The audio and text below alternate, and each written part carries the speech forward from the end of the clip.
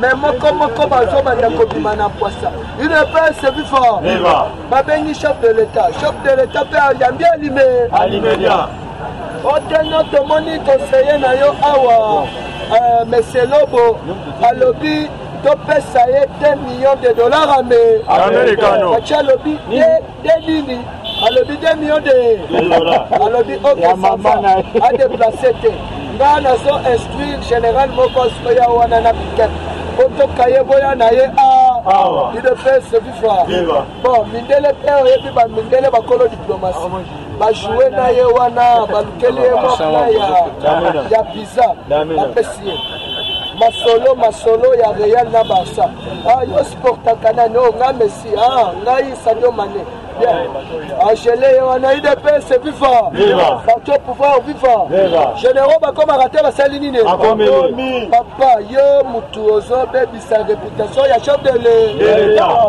te tozosolola kaka prix lobiria yo lobi topesa yo 2 millions de dollars facha lobi à l'immédiat na makale ala place mo na ko ale na nuvungu na minute ya zawana lenga komi kuna fachina sanga moko te tosaebe alobi bo anatanda yo sala na nuwa bangeki mususu si mpona lelo tosuki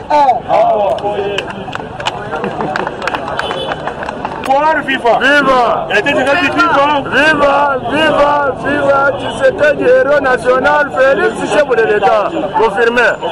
Beta eloko muke sur aventure moko et outi koleka na Kasangul semaine passée na réalité à lobby UDPS vivant. Beta bango toujours waké kasi que FCC bazana politique contraire na autorité de moral na bango UDPS vivant parce que on a deux chemins dispersés auto bengi véritable tour de Babel UDPS vivant et comment qui bango na Kasangulu réunion e bandi Rais Kanambe a sifanga bango abaki pe invité wana UDPS vivant quand Rais akoni kuna vous allez quitter abanda liboso en tant que autorité morale UDPS vivant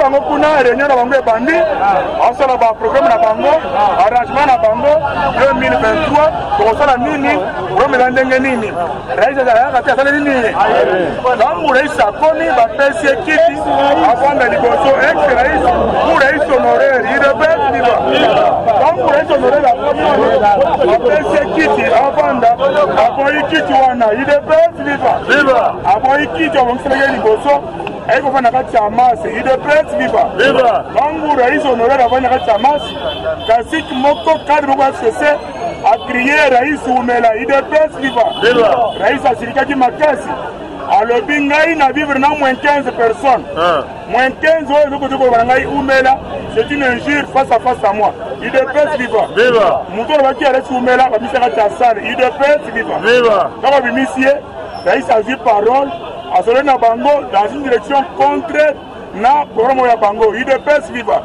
alobi nini alobi na nyonso bokosala bo respecter ba institution de l'État bo respecter ba konti ya mboka bo respecter coalition UDPS viva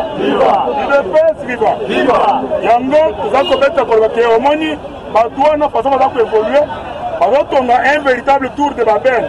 Ils parlent différentes langues, ils ne se comprennent pas, ils ont des armes et les munitions qui ne vont pas, c'est les armes qu'ils ont. UDPS viva. Et la question est que vous avez demandé UDPS viva. Mon amour, les gars,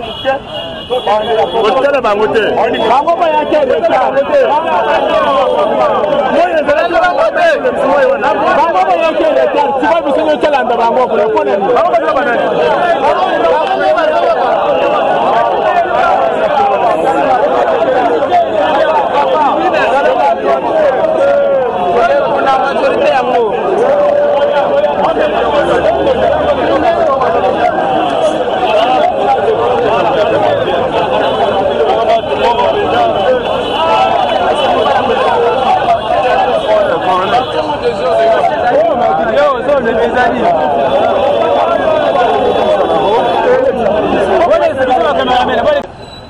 savent rien à Berlin, comme titre table ronde sur la RDC. UDPS viva. Viva. La rencontre a eu lieu au restaurant Chic Site Jasper 35 10 117 à Berlin. Y ont pris part 35 personnes dont la majorité venait des secteurs d'entrepreneurs et investisseurs allemands, l'actuel ambassadeur de la République fédérale d'Allemagne, à l'occurrence M. Thomas Testergen, y avait été invité à l'honneur et joué pour ainsi dire le rôle du principal orateur. UDPS et République fédérale d'Allemagne, UDPS viva, était représenté par les combattants Maurice Chamala Niembo et Dr Mbaï Kabasele, conseiller au bureau de la représentation du parti UDPS viva. Et ça pour nous que Batour ou Mokonzi a kosala et ça périple était. Alors touriste était avec le commandant Mokila ya poto. A déjà moi na poto bandakala UDPS viva. Et si comme vous avez dit que le cas, le commandant va déterminer ce belé tango prendre de faire au là puisqu'il était sur place. UDPS viva. Bah allemand, bah secteur rebelle vous allez très intéressé pour la RDC. Mazali chaud, bah tu as hydro, bah tu as construction il y a bah micro central, bah tu as secteur agricole, minier et consort. Vous êtes très intéressé pour la RDC. UDPS viva.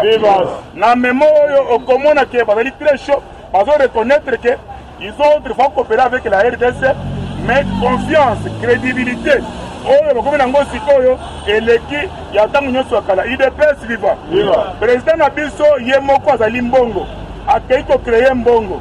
Puisque Mbongo, il a des définitions. À part que ça papier, bon, il y a sous confiance. UDPS viva.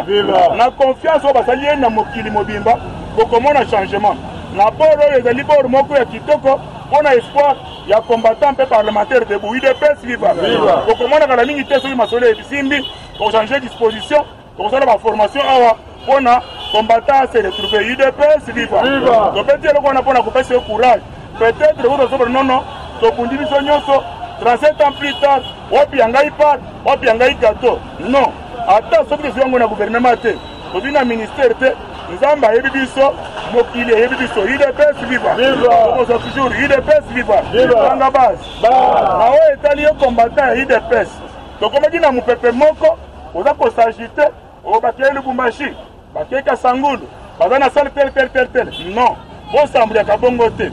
Mouvement il y a FCC, mouvement il y a la Mouka.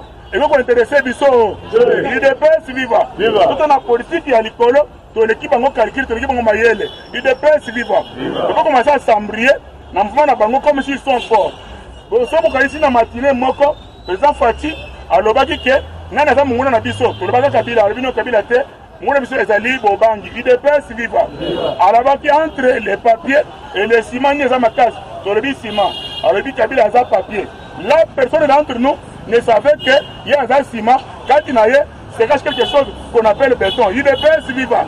Il savait qu'il y a un ciment, quand il y a un béton, UDPS viva. Donc on était au Sambrier, aux Aliawa, au Bakétel, Baké, non, non. Au Bandalelo, mouvement de Bango, parce que la moto qui paye en haut. UDPS viva. Secrétaire de qui est kilobi, comme dans mes secteurs, il est un peu différent. Il est à Sangoulou. Au lieu de Makimono, on a Maka, qui est Amemaki Bolingo, Amemaki parole de Dieu. UDPS viva. Au monde n'est pas corriger une erreur par l'amour. UDPS viva. Au Bandalelo, ne t'embrouille pas. Au Balobi Boye, Bassani Boye, mon ango rien déjà avoir la caravane. UDPS viva. Combattant au Ebani. Kobangate, ko regretter. Comme président René Ngambata, mais je vais faire quelque chose. On va pousser la mouke. Nous avons présenté Mama Oyo na ba combattant nyonso. Azali albinos. Alors ba problème de santé. Ba saigné ba kisi. Oyo ezokende na environ il y a $300. Aki comment na biso. Alors bi bouche autorisé faire quelque chose pour moi. Alors bi na ba ba combattant. Ba sur place. Diaspora esika ozali. Ministre ozaki na yo awa. Président Francisco Ozali. Organe central est à parti. CG, président AI. Donc on parle de maman OET pour $300. Ezali mbongo muke.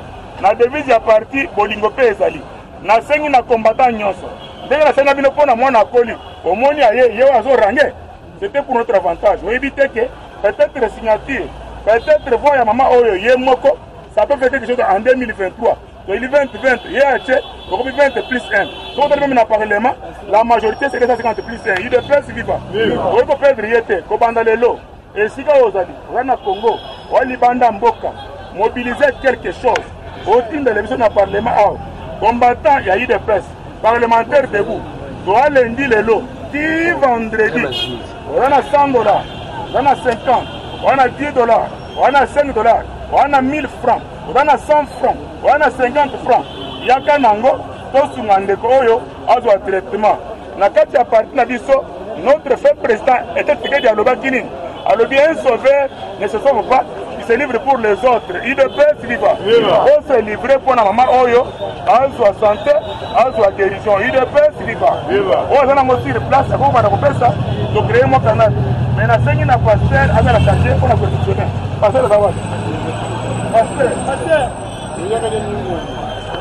Il ne peut vivre. On a aussi de place, il peut envoyer. Il ne peut vivre. La semaine passée, au Monaki, devant les médias, on a pour s'embrayer.